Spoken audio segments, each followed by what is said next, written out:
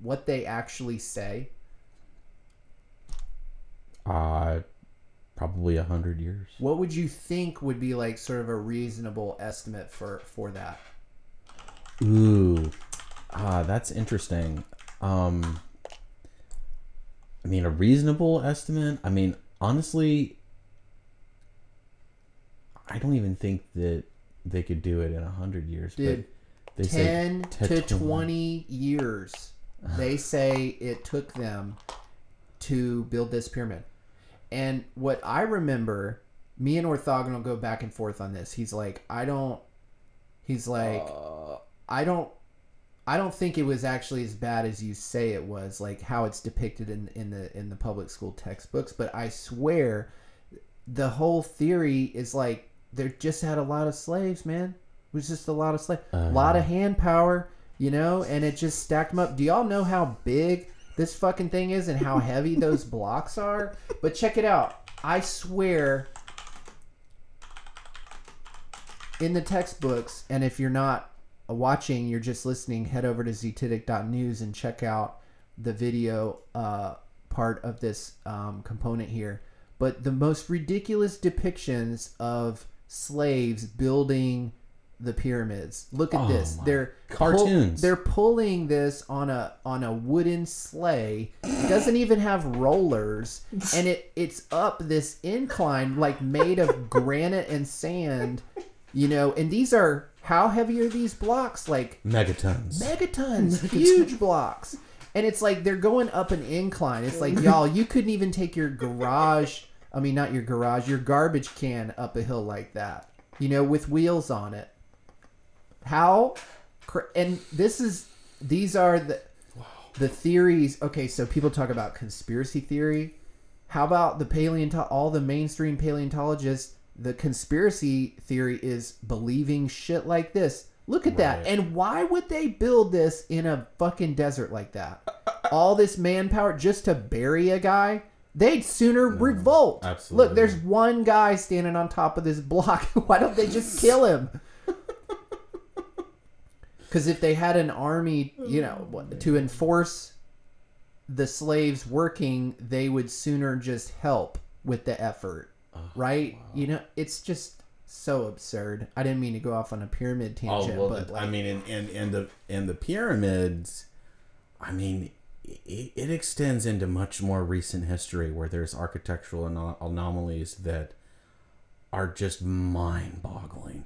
Like, even if you look at like Angkor Wat in I believe it's Indonesia, this is supposed to be built by, you know, primitive peoples, and it's a compound the likes of which we can't even build today. Well, the other thing is that we've been sold this idea that the only pyramids are in this part of Africa. No, of Egypt. I'm sorry. Right. But it's clearly not. I mean, the Mayans, they're all over Central America, South America. I mean, there's pyramids on every single continent. I'm pulling up this guy, Jim Vieira. Oh, yeah. He's got a removed talk.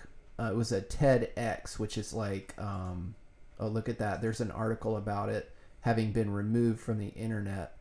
Now, I know I found it the other day, but I want to play some of that because we did go on a pyramid tangent, and he speaks about these mounds in North America, which are essentially, some of them are pyramidal, but some of them are just granite structures with massive, you know, monoliths that are in our textbooks relegated to the era of colonialism.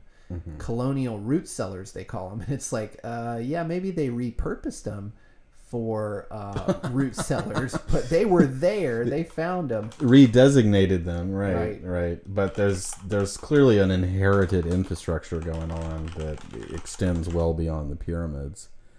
And do we know exactly the history behind these huge periods of time? Even 2,000 years. I mean, let alone all the crazy, you know, evolution stuff pertaining to dozens of millions and hundreds of millions and billions of years. I mean, this is all just, using numbers as numbing agents, putting the num in number.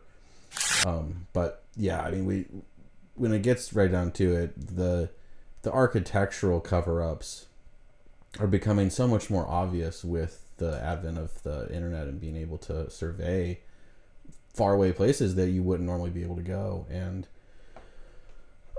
there's been a pretty huge influx of questions regarding the architectural record and how any of the stuff that we even locate in time in the Americas in the 1800s, stuff that was apparently built by some random architectural firm that only had this one project to work on, and then there's no trace of them anywhere else doing any other things.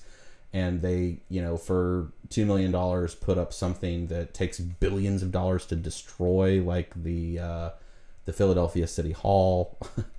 That's a classic example.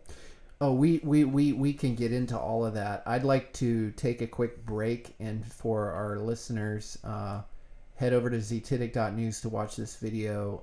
You can listen to it. It's good with audio only, but it does include a lot of visual exhibits.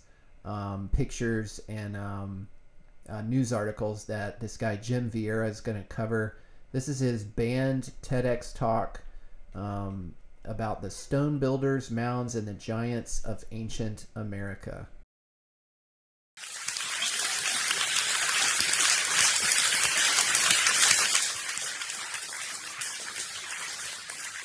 Hello, my name is Jim Vieira. I'm a stonemason, writer, researcher, and lecturer.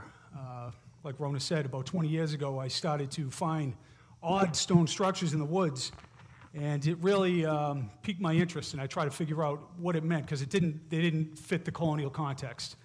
So, my normal presentations are several hours with hundreds of slides. I will do my best to give you a taste of what I've been researching for about 20 years.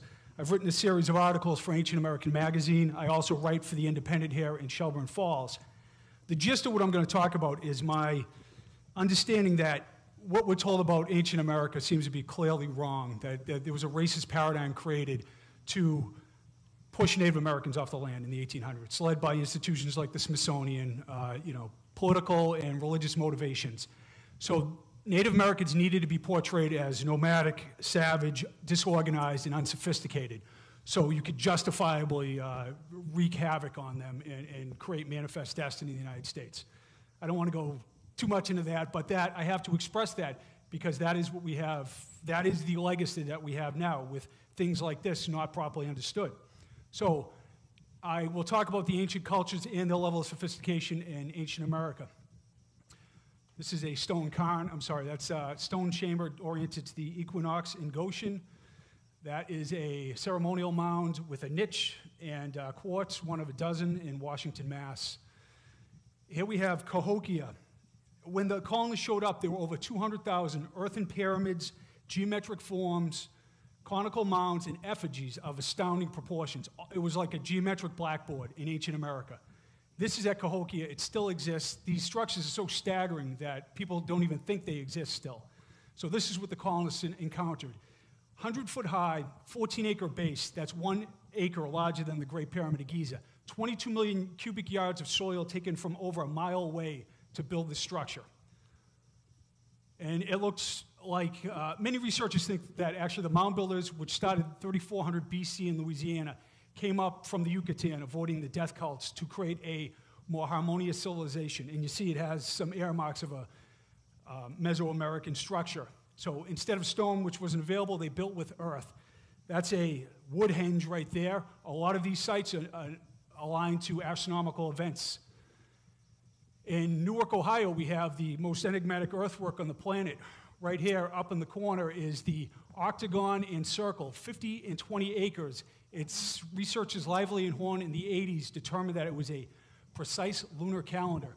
That line right there, that road, is a 55-mile, 189-foot wide, the entire length, several foot high, earthen-walled corridor to another site in Chillicothe, Ohio, that is also a lunar calendar. measuring the metonic